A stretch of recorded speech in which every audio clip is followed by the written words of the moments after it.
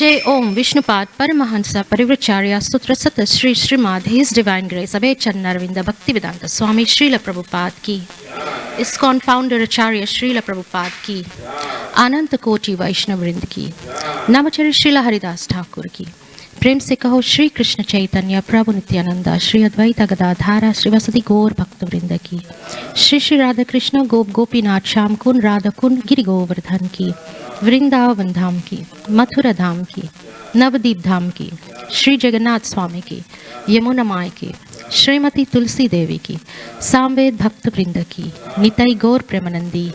All glories to the assembled devotees. All glories to the assembled devotees. All glories to the assembled devotees.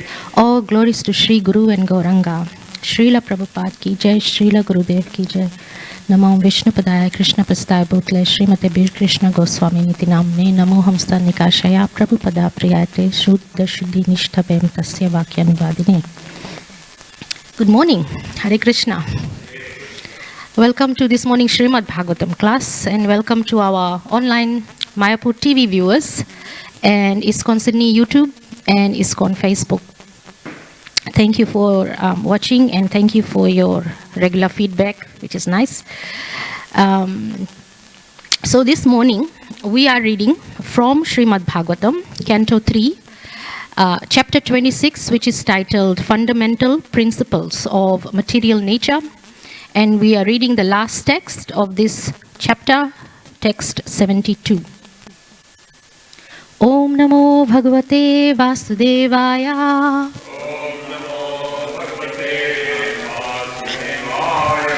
Om Namo Bhagavate Vasudevaya. Om Namo Bhagavate Vasudevaya. Narayanam Namaskrityam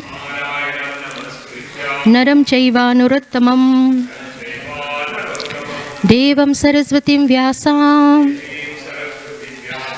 Tato Jaya Mudiraye Nasta Prayashu Abhadreshu Nityam Bhagavata Sevaya Bhagavati Uttama Shloke Bhaktir Bhavati Naishtiki Krishnaya Vasudevaya Devaki Nandanaya Cha Nandagopa Kumaraya Govindaya Namo Namaha. Okay. Tam Asmin Pratyag Atmanam Tammasmin Pratyag Atmanam Dhiya Yoga Pavritaya Bhaktya Viraktya Jnanena Bhaktya Viraktya Jnanena Vivichyatmani Chintayat Tam Asmin Pratyag Atmanam Dhiya Yoga Pravrittaya Bhaktya Viraktya Jnanena Vivichyatmani Chintayat Tammasmin Pratyagatmanam Dhiya Yoga Pravrittaya Bhaktya Viraktya Jnanena Vivichyatmani Chintayet.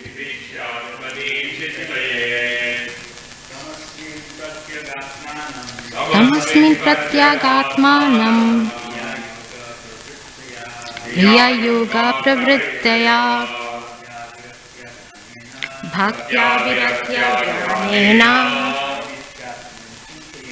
Vivichyatmani Chintayet. Tamasmin Pratyagatmanam Dhiya yoga pravrittaya bhaktya viratya jnanena vivatmani chintayet tamasmin pratyagatmanam dhiya yoga pravrittaya bhaktya viratya jnanena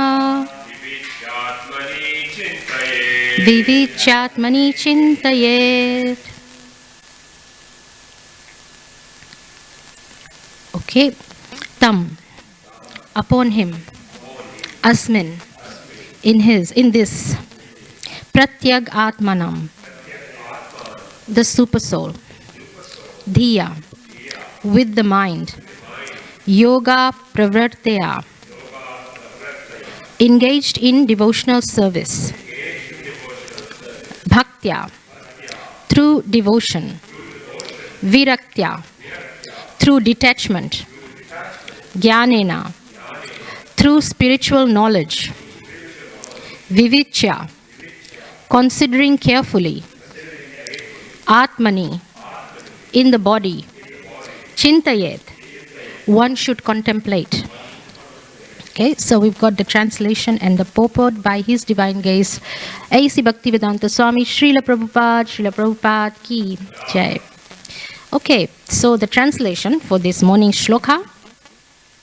Therefore, through devotion, detachment, and advancement in spiritual knowledge, acquired through concentrated devotional service, one should contemplate that Supersoul as present in this very body, although simultaneously apart from it.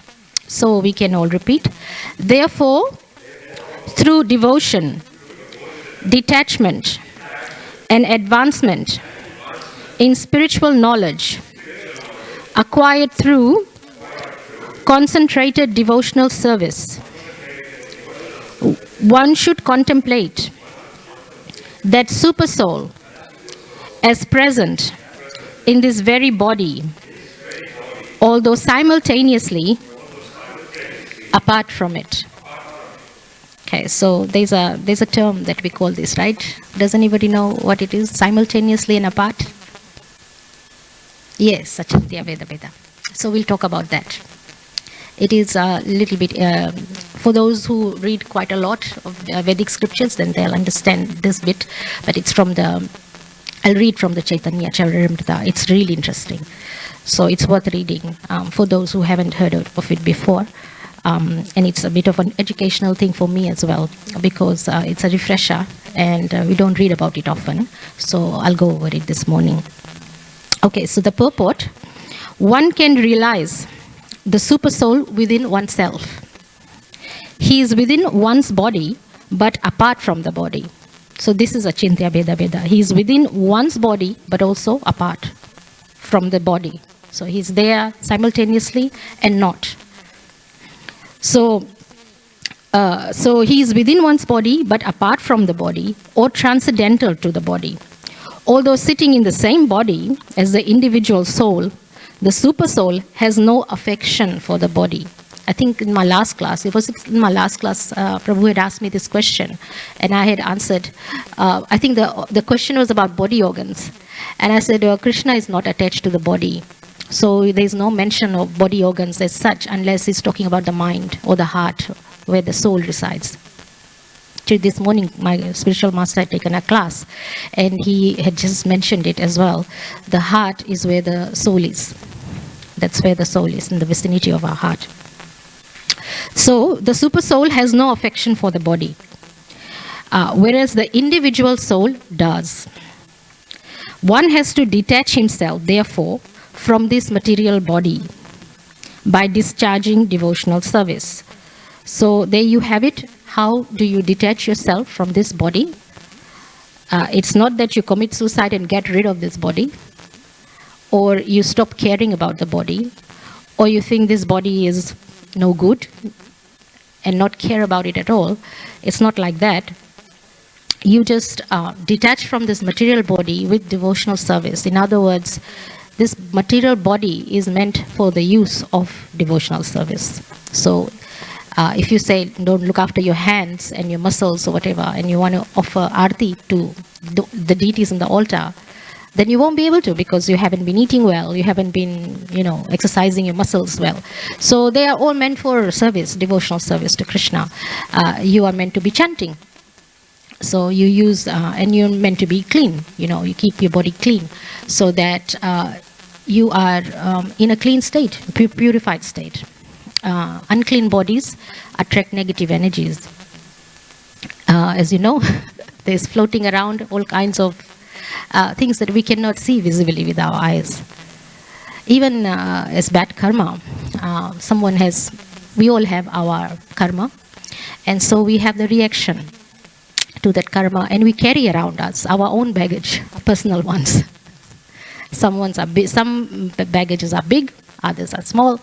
So in one of the classes, I cannot remember which charya, I think it might have been my own spiritual master, Tamal Krishna Maharaj, was saying that karma, bad karma, it kind of actually like floats in the air around this person. Just like the virus, corona, it floats around. And if you happen to be there, it can fall on you.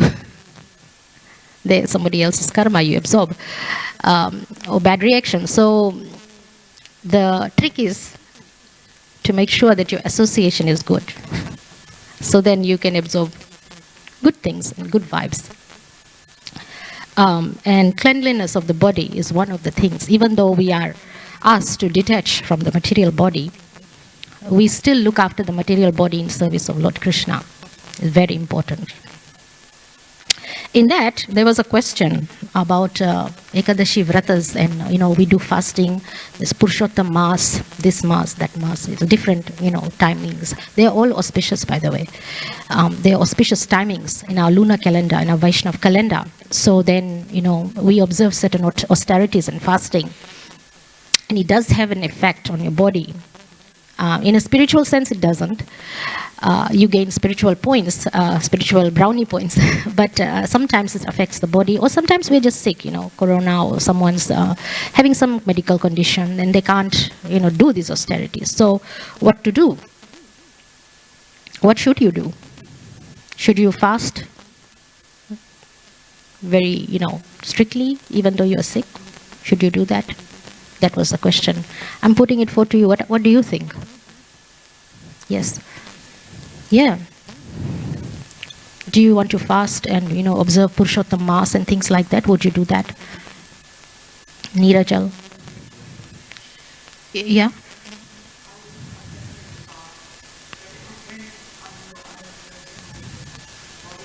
Yeah. Mm. Mm-hmm.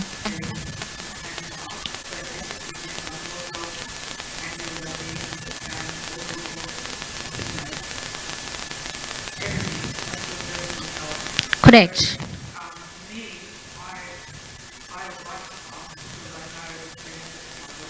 Mm. Okay. Yeah.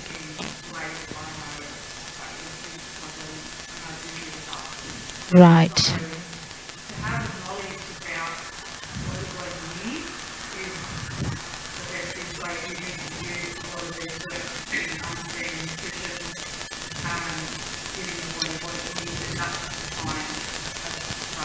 Okay, thank you.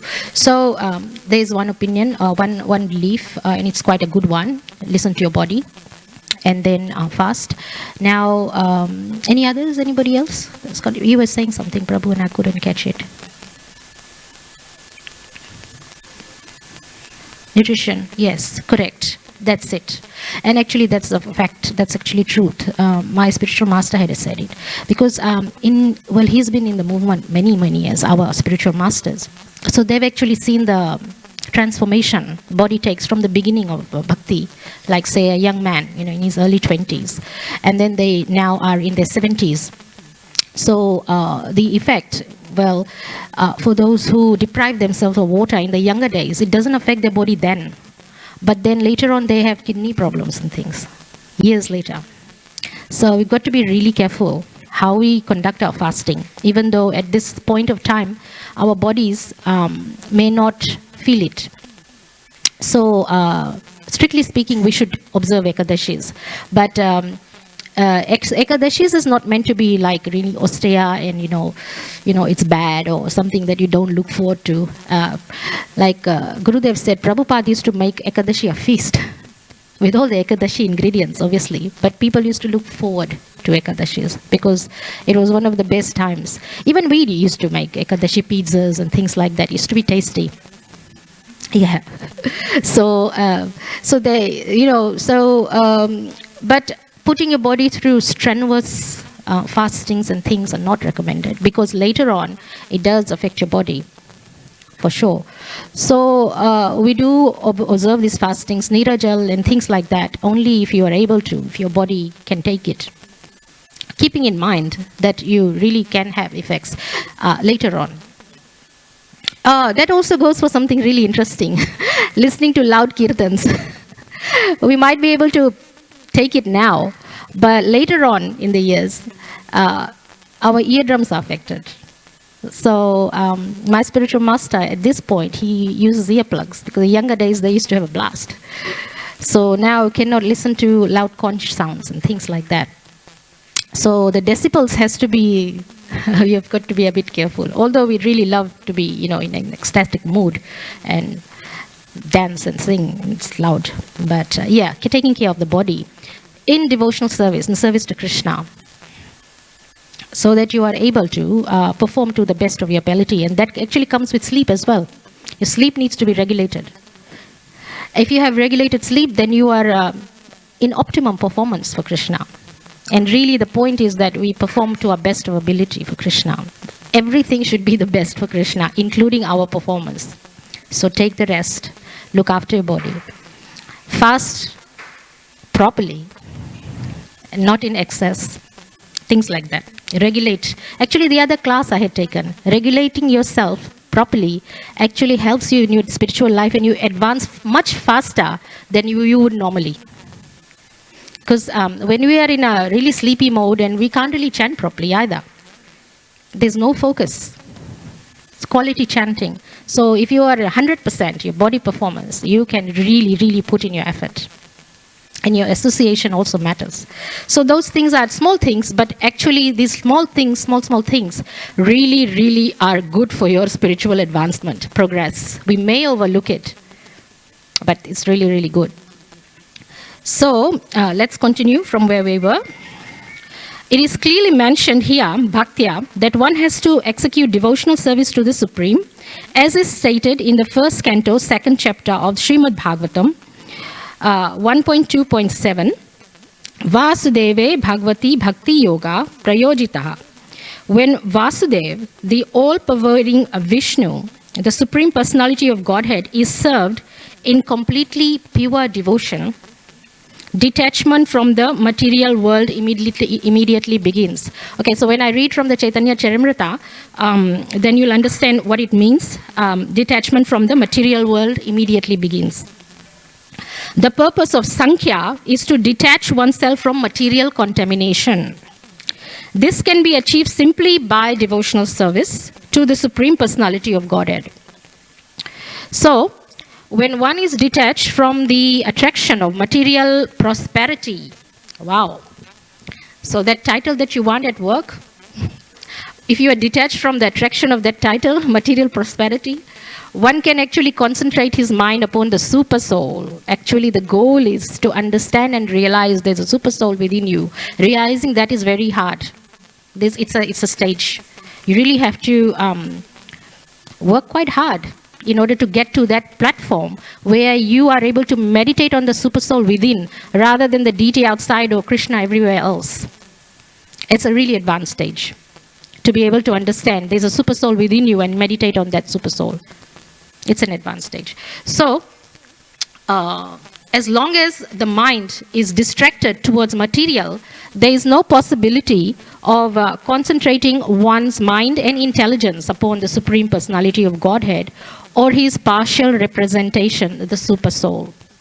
So if you're entangled in material life, that's what it's saying. You will never be able to get there, realizing the supersoul. In other words, one cannot concentrate one's mind and energy upon the Supreme unless one is detached from the material world. Following detachment from the material world, one can actually attain transcendental knowledge of the absolute truth. As long as one is entangled in sense enjoyment or material enjoyment, it is not possible to understand the absolute truth. This is also confirmed in the Bhagavad Gita 18.54. One who is freed from material contamination is joyful and can enter into devotional service, and by devotional service he can be liberated. By devotional service he can be liberated. In the Srimad Bhagavatam, first canto, it is stated that one becomes joyful by discharging devotional service. In that joyful attitude, one can understand the signs of God or Krishna consciousness. Otherwise, it's not possible. The analytical study of the elements of material nature, which we've just done in this chapter, and the concentration of the mind upon the supersoul are the sum and substance of the Sankhya philosophical system. So the Sankhya philosophical system is the system that Kapil Dev, Krishna, Lord Krishna in the incarnation and in the form of Kapil is educating us about. That's his philosophy, the Sankhya philosophy, which is really the study of the material elements, and then you come to the conclusion that there's a super soul, there's a soul, and then there's devotional service, and you can only be liberated through devotional service. The class that my spiritual master had said, well, after understanding all those elements, because you've got to understand they are material elements. How many material elements are there from memory? Cool, yeah, 24. And which one is the 25th? Yes, and the 26th? The jiva. Yeah, the soul, the super soul. So that's the Sankhya philosophy. When we understand all of them, then we understand, okay, what is our relationship? Which is, what's the word for it? There's abhitya, prayojana, and what's the first one? Sambandha. Sambandha, correct. She's listening. She's doing the garlands with listening. That's really good. Yes, the sambandha, the relationship. We have to know all these things. And then after knowing all those things, then you realize, okay, I've got to do devotional service. After devotional service, what do you realize? I love Krishna. That's what you do. So after understanding all these science and philosophies and everything else, the bottom line, the conclusion is that you have to love Krishna. It's just realizing love for Godhead. Then whether the creation happens like this or like that or whatever, it doesn't matter. Never really matters. The science of it, the philosophies, they don't matter, because at the end of the day, you just become like the gopis. They only love Krishna. They don't care about, the elements of nature and all these things. And they don't care. They don't even want to know. Yeah, they don't want to know. So that is our job, is to realize that we love Krishna. So coming back to this, devotional, one becomes joyful by discharging devotional service. So this is the last sentence actually. The perfection of this Sankhya Yoga culminates the devotional service unto the absolute truth. Thus end the Bhaktivedanta purports of the 3rd canto, 26th chapter of the Srimad Bhagavatam, entitled Fundamentals, Principles of Material Nature. So, Hare Krishna, Krishna Krishna, Hare Hare, Hare Rama, Rama Rama, Hare Hare. Okay, so I promised that I will read Achintya Veda Veda Tattva part. It is really interesting. Let me find it in my iPad. It's in the Chaitanya Charimrita. It's actually written in the preface on page 16. Actually, on page 16 of my iPad. I'm not quite sure on the actual book. So, it says Lord Chaitanya's teachings, Lord Chaitanya, his teachings are identical to those given by Lord Kapil. Obviously, there's only one absolute truth. So, if Lord Kapil, who is Krishna, And Lord Chaitanya was also Krishna. They will say the same thing. They won't say anything different. So identical to those given by Lord Kapil, the original propounder of Sankhya Yoga, which is what we are studying right now. The Sankhya system of philosophy. This authorized system of yoga teaches meditation on the transcendental form of the Lord. There is no question of meditating on something void or impersonal. No question. When one can meditate on the transcendental form of Lord Vishnu, even without practicing involved sitting postures, such meditation is called perfect samadhi. That is, this kind of meditation is perfect samadhi, is confirmed at the end of 6th chapter of the Bhagavad Gita, where Lord Krishna says that of all yogis, that means of all devotees, the greatest one who constantly thinks of the Lord within the core of his heart with love and devotion. Within the core of his heart. That's where the super soul is. That's actually where you are able to love Krishna with. So this is where the super soul, you realize he's there. He's there. You realize that. That's the best yogi. We've got to get there though, with purification, a lot of purification. Devotional service is the key. So on the basis of Sankhya philosophy of Achintya Bheda Veda Tattva, which maintains, what is it? It maintains that the Supreme Lord is simultaneously one with and different from his creation. Lord Chaitanya taught that the most practical way for the mass of people to practice this Sankhya Yoga meditation is what? To simply chant the Hare Krishna Maha Mantra. Chant the holy name of the Lord. Now, it is quite easy to understand truly because Krishna says he is in the form of sound vibration in the Maha Mantra. But still, he is in Goloka, Vrindavan, up there with his gopis. So he is there and he is here. So he is with us and he is without us as well. That is Achintya Bheda Veda Tattva. Best way is just to simply chant. That's what Lord Chaitanya Mahaprabhu said. Just chant the holy name of the Lord. He taught that the holy name of the Lord is the sound incarnation of the Lord, and that since the Lord is absolute whole, there is no difference. There is no difference between the holy name and his transcendental form. There is one Ishopanishad shloka, Om Purna Madaha Purnamidam, that one. That also means that there is no difference. He's completely whole. It doesn't matter where he is or what he is, in what form he is, it's still completely whole. He's never divided. Just by, separating his arm, he doesn't miss an arm, sort of. That's what I'm saying. He's still whole. When I say arm, maybe he's expanded himself to another form. He's still whole. He never loses his wholeness.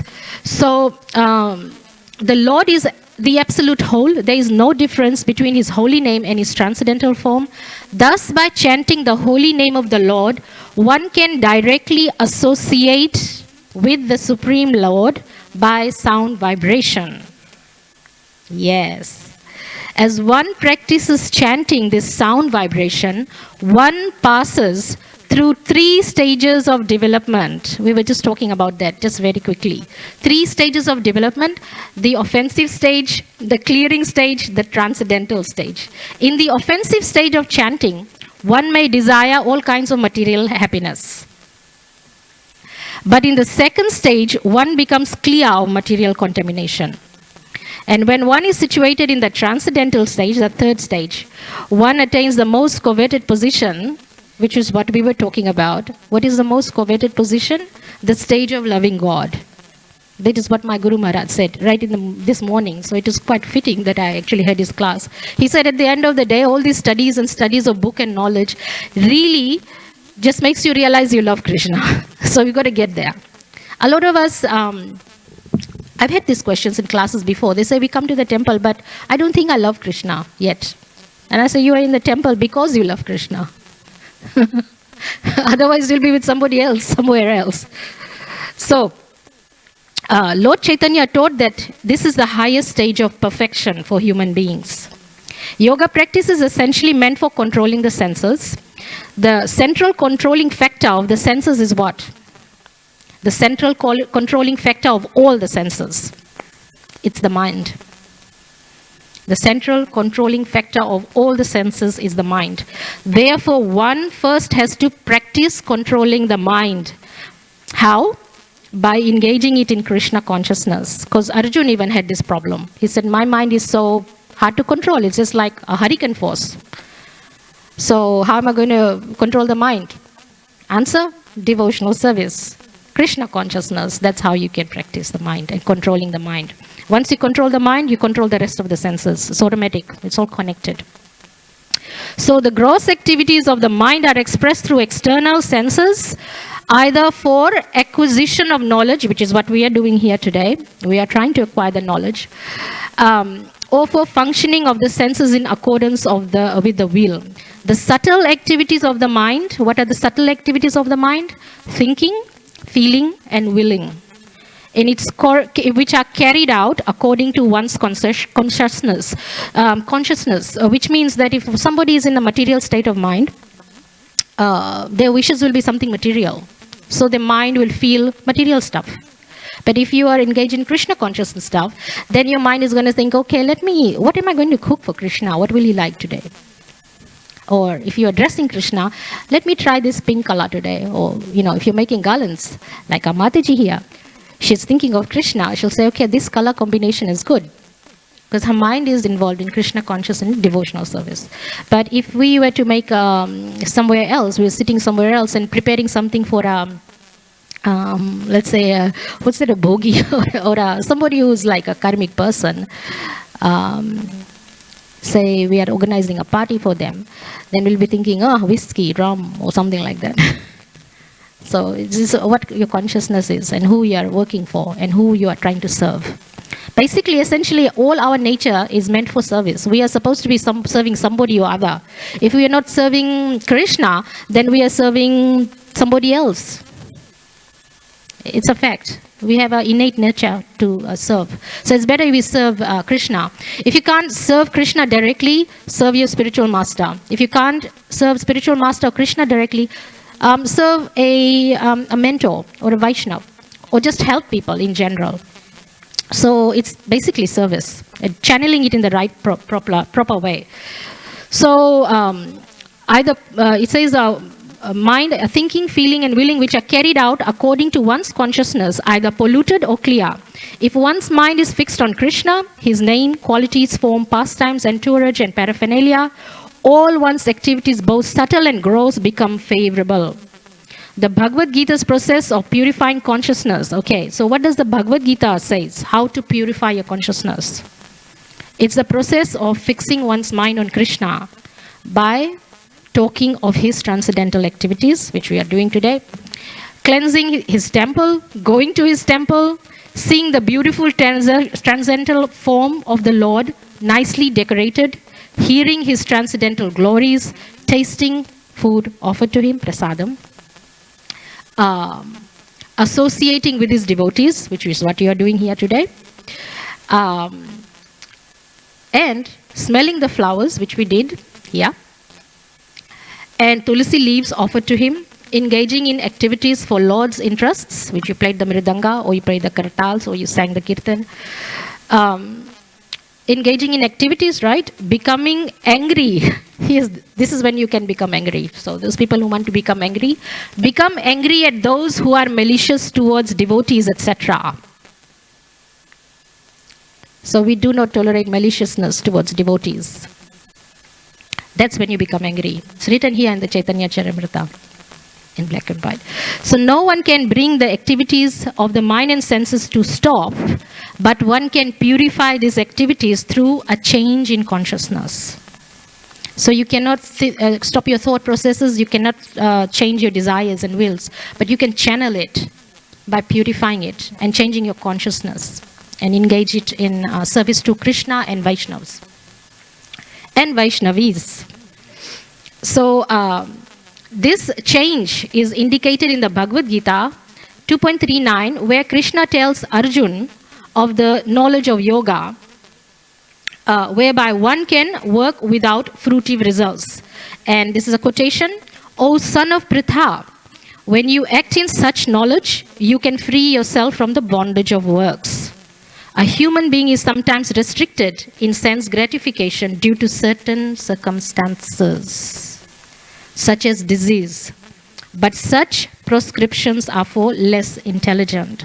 Without knowing the actual process by which the mind and senses can be controlled, less intelligent men may try to stop the mind and senses by force. Force is not something that we should do. You cannot force yourself.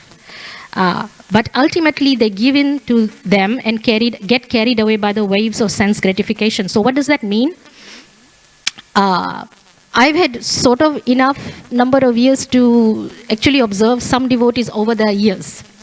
So I have kind of like observed some brahmacharis in a different country, not this country, and they have observed austerities, and it was really good. They were one of the best.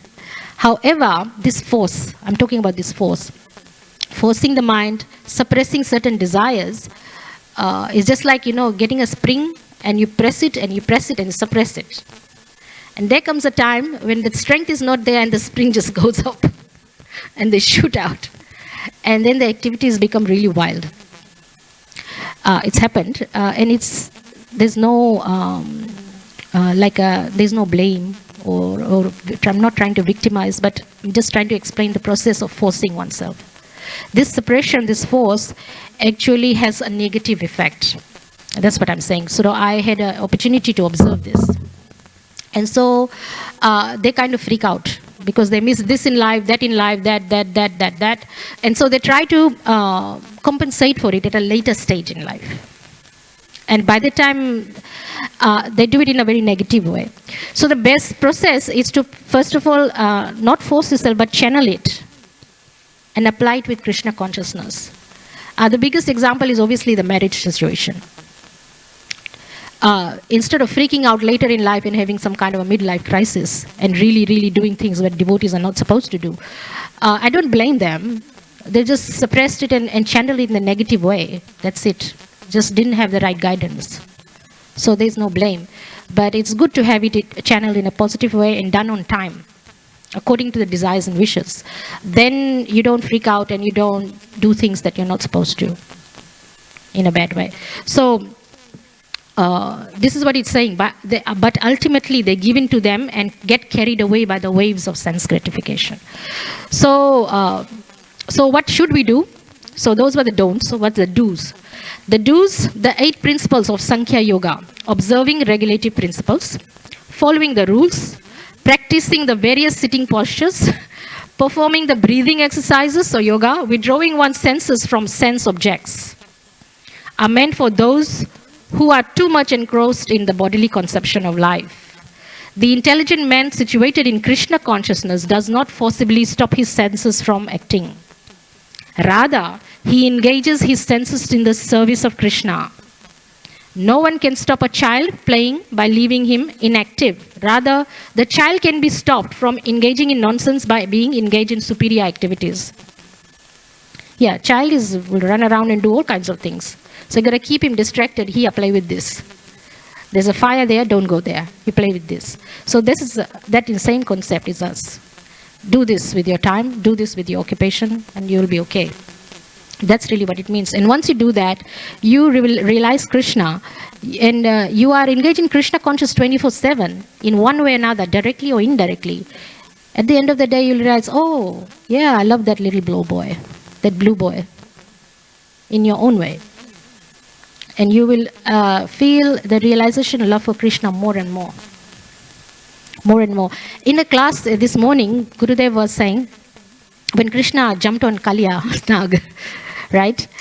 And basically, the inhabitants of Vrindavan, they lost their minds, consciousness. They've just fainted. Externally, they just lost because their most beloved Krishna was playing with a huge serpent with thousands of heads, the 1,000 heads, all spewing all kinds of venom. And Krishna was basically gone, as good as gone. That's what they thought. And so Lord Balram said to Krishna, Why do you do this to your devotees? They are not your Vaikuntha attendants who know that you are God. I mean, they know they're God, but they don't specifically realize it. For them, Krishna is someone who's beloved.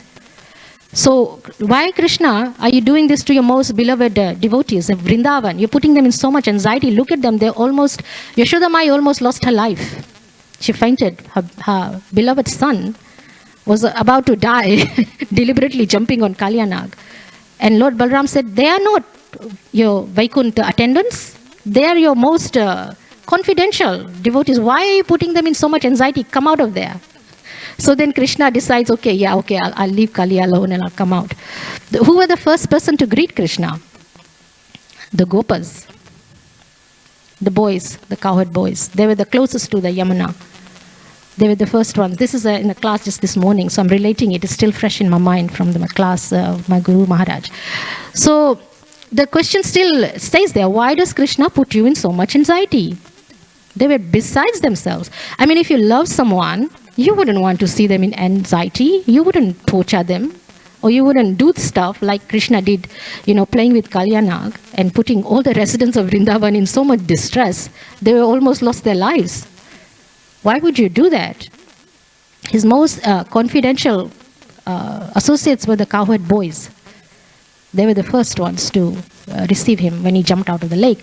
So why does Krishna do that?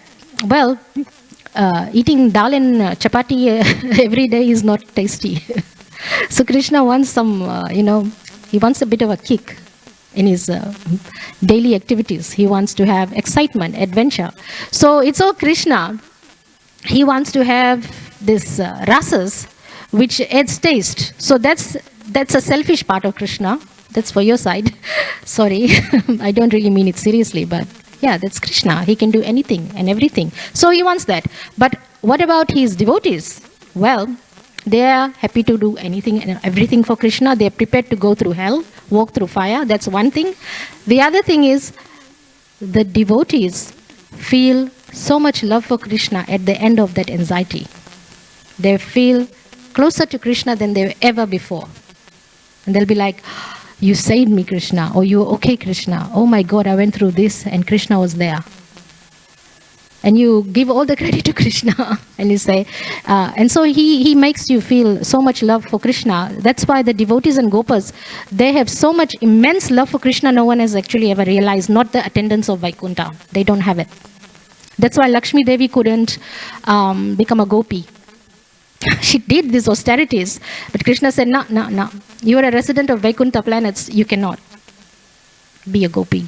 It's just not in your nature. So she asked that she may reside on Lord Krishna's chest as a gold mark on his chest.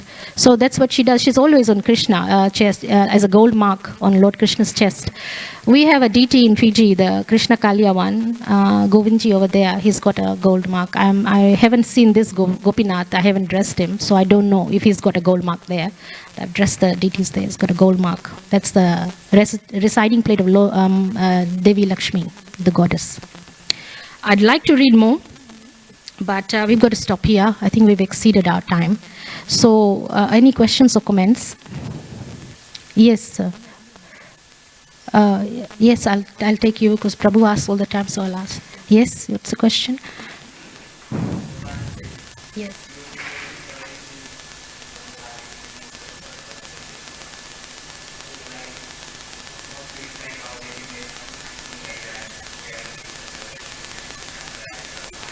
Yes.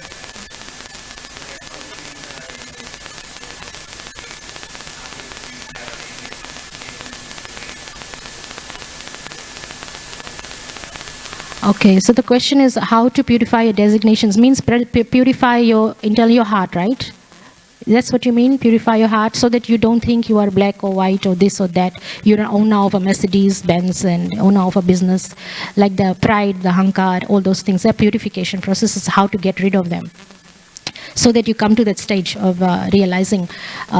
Okay, so there are a few things. When we start off bhakti, when we are in a beginning stage, we are always told, and we should always tell this in class, because we have many people who are just beginning their Krishna consciousness.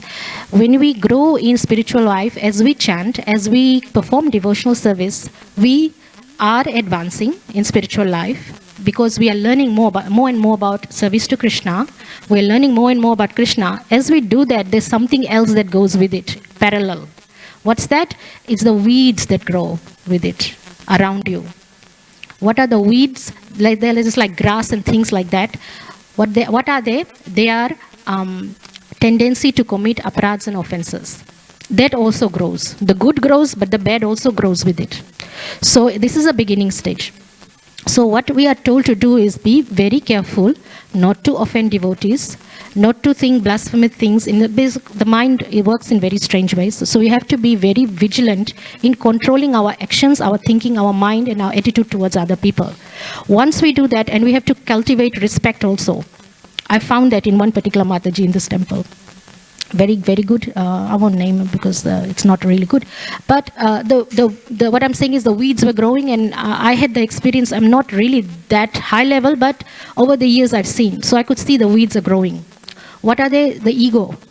The ego is out of control.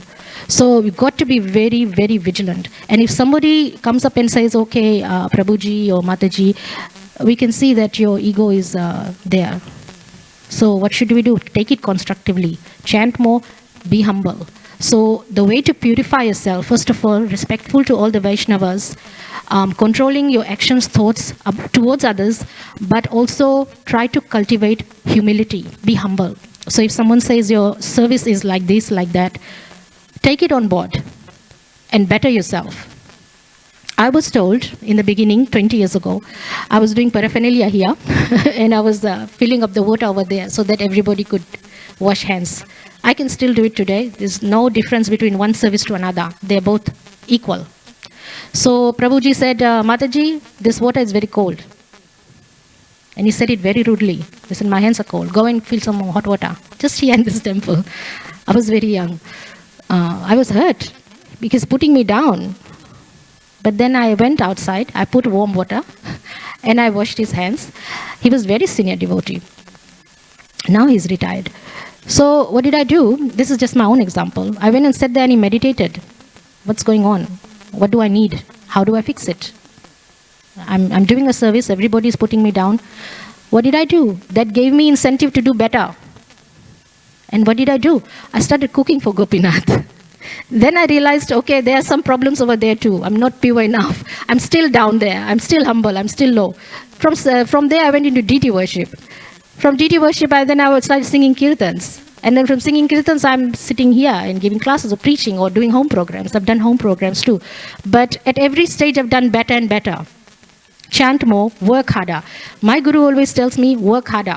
You need to work harder. And I'm like, I've worked as hard as I could. I've surrendered as much as possible. How much more surrender do you want? But there's always room for more. I found that out. So the purification process is not overnight, definitely. It is a process that takes one day, next week, next year, 20 years. I'm still here. Purification process is a long process. It can only be done through humility, through respecting Vaishnavas. Be careful not to offend anyone, even if they are rude, even if they are wrong. Even if they are wrong. I realized that myself. Why? Because they are devotees inside and they are in a process themselves. They are making themselves better also. They are in a progress. So we've got to understand that they are also practicing bhakti. They are also trying to improve themselves.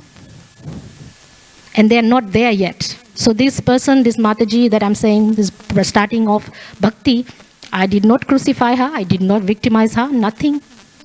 Because I understand that this Mataji will chant. And in 5 years' time, these weeds will be cut. The ego will be gone. And there will be better devotees. So you've got to have the patience. You have to have the patience for them to progress. Have the patience for yourself to progress. That is the purification process. The most important ingredients, respect each other. Respect each other. And you will find that the person who is most humble, most respectful, is the most advanced. Because Lord Krishna's most highest level of devotees are extremely humble. we've got Haridas Thakur, who's the Namacharya.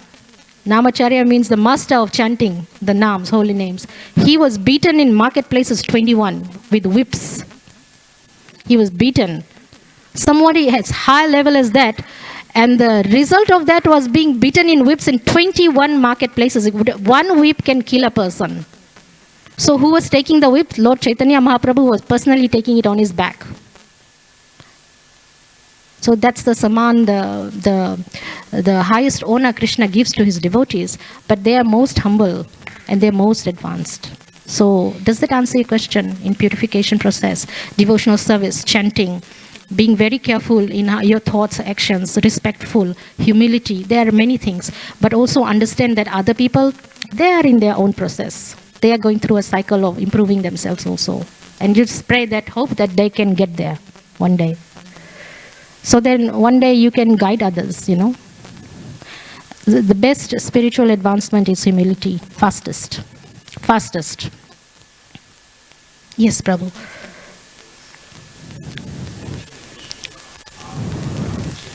Yes. Yes.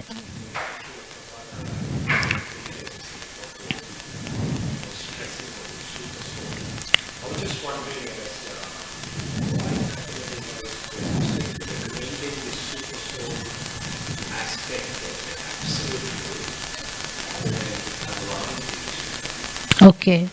Okay. So that's the last of the question, or there more? Oh, that's it. So the question is, why is Kapila Dev focusing more on the devotees or teaching us that we should focus on the super soul rather than other forms of the Lord? Because he's actually giving us the cream, the nectar of bhakti, basically.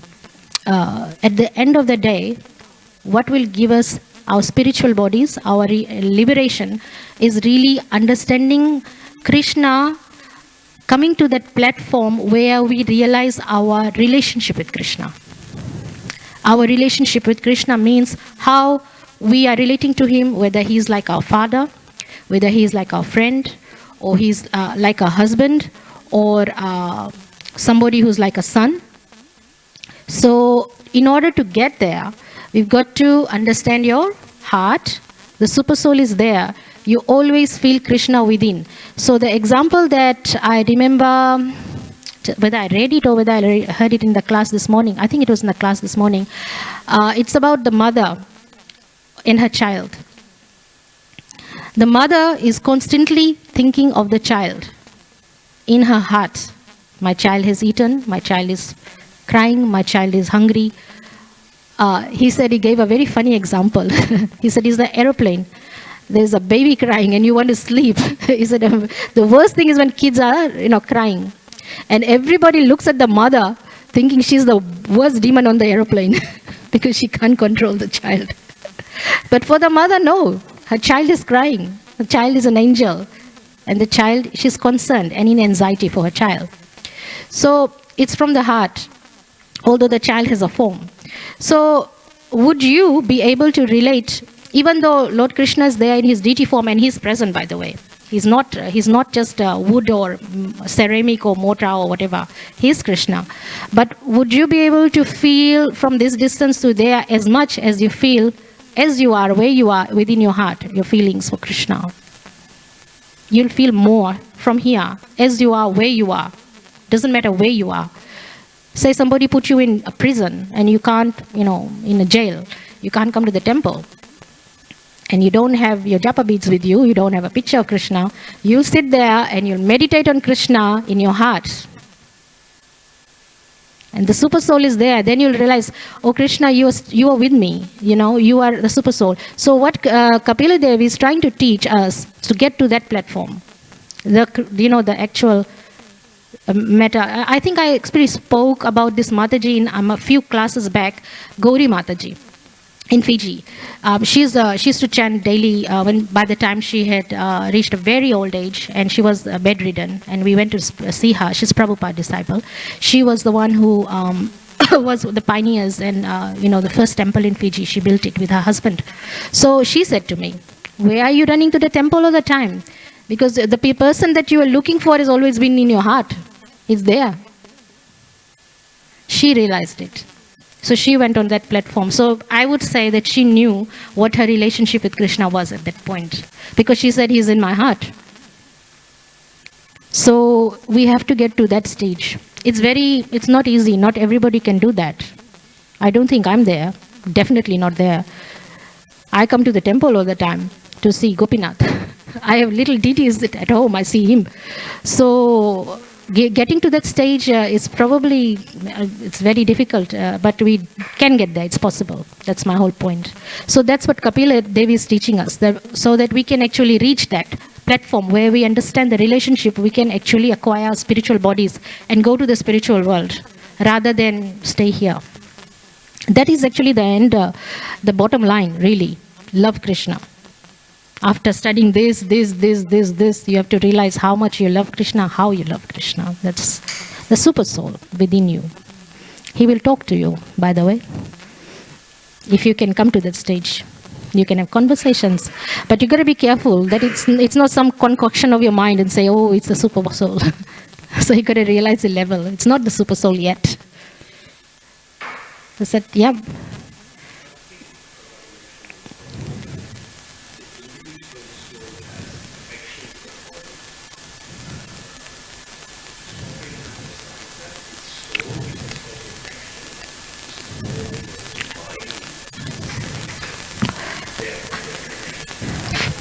So yeah. How does the soul have affection for the body? Well, the mind acts on behalf of the soul. The mind. And so the mind, it depends on how you engage yourself or engage your mind. So then if you engage your mind in non-Krishna consciousness, the attachment goes there. So that means the senses as well. So then the sense gratification comes there, the mind. So it's the soul, the mind acts on behalf of the soul.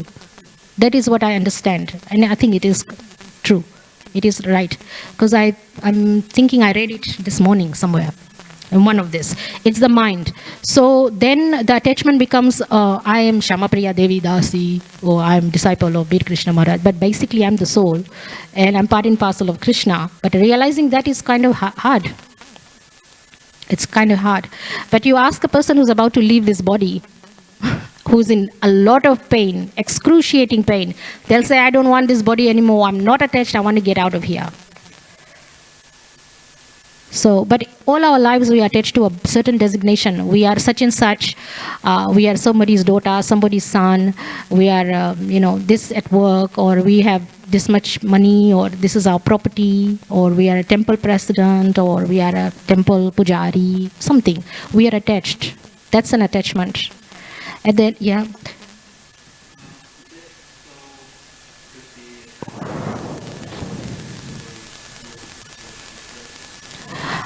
Okay. So this is a good question. Say, can we be attached to the body because body is used for devotional service? Let's say attachment to the body for the sake of Krishna is healthy. It's a good thing.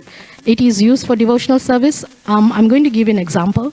My spiritual master, because that's the one I know the most. He has changed his diet radically.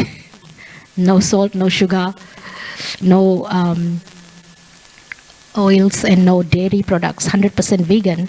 But even in certain foods, he won't take this, he won't take that. Why? Because of certain ailments in the body. So he's regulating his diet so that he can be optimum for performance of devotional service. So rather, he's not attached to the body, but he's attached to the devotional service. And in order to perform that devotional service for Srila Prabhupada, because that's his aim, that's his focus, he fixes his diet. He fixes his exercise routine. And he addresses all that so that the body ailments are minimum.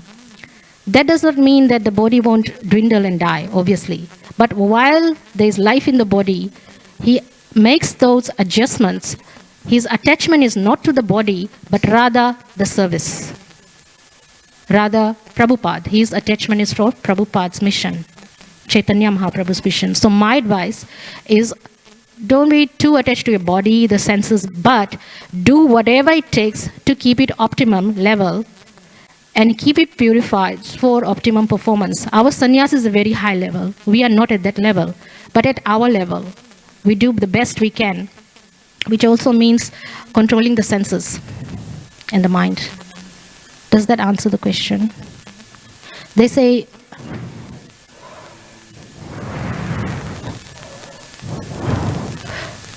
oh, the soul is not attached to the body. The soul never is. It's the soul is a part and parcel of Krishna. It will leave the body and go into the next one. It depends on the person's activities and the desires. So it's rather the mind, it's our senses, our desires that is attached to the body, that we want to enjoy it as much as possible. And it depends on our association and our consciousness at the time. Because somebody who is not a devotee, their attachment and desires for enjoying their body is different from ours. Because we are devotees, we want to maybe sing the best kirtans, so we will go and practice harmonium and our voice or something. Whereas they will be engaged in something else, they enjoy something else. Maybe they will go into something that's called shisha, they smoke or something, and then they enjoy the senses like that. They organize parties for things like that. But we don't. We organize kirtans. That's the difference. So their attachment is depending on their consciousness or for sense gratification. But the soul, it will leave the body when it's the time, and it'll go into another body. The desires, it will want to enjoy things, but it's not really attached to any particular. We are attached to this body. We want to live forever, and we think we never die. But when you are in Krishna consciousness, when you become a devotee, you are trained. You are trained. You are learning right now that this body is not permanent. You will give it up, you'll die one day. There you go, saying it again. Every class I say you'll die one day. But we will. And it actually, Krishna consciousness trains us to live. Krishna consciousness trains us to die in the name of Krishna, so that we never come back in the material world. If you take the training seriously.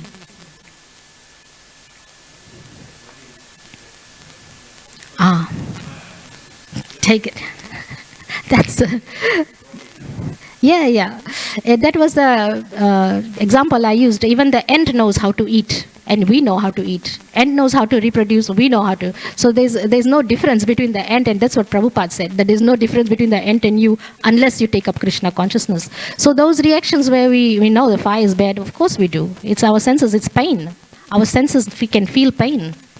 We have intelligence. Even child knows. A child is scared of a snake. Even though they have just been in this world 2 years, they'll know a snake is dangerous. That's our... Oh, we have this... every living entity has a desire, this quality to defend as well. They have sleeping, eating, mating, defending. Every living entity has those. So we are built in, we are programmed, pre-programmed for those things. Even the ant to the human beings. The only difference is we can be Krishna conscious and they can't, because their intelligence level is not that much. Their consciousness is not there as sharp as ours. Yes. Yes.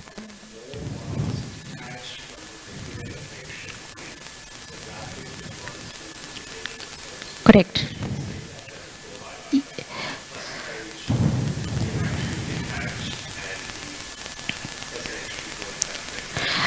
Detachment means, let me put it to this way. Detachment means attachment to Krishna more than anything else. But that does not mean that you leave your duties. So if you are a father or a husband, your duty is that of a father and a husband. And your duty is then to make your family devotees. So that doesn't mean you detach yourself from your duties. You rather channel it to Krishna consciousness. You're doing it for Krishna. That's what it means. So if you are working, if you are doing, let me put it in a very simple sentence. Whatever you do for Krishna. Whether you're a father, you do that for Krishna. Whether you're a mother, do that for Krishna. Whether you are a company CEO, you use that for Krishna.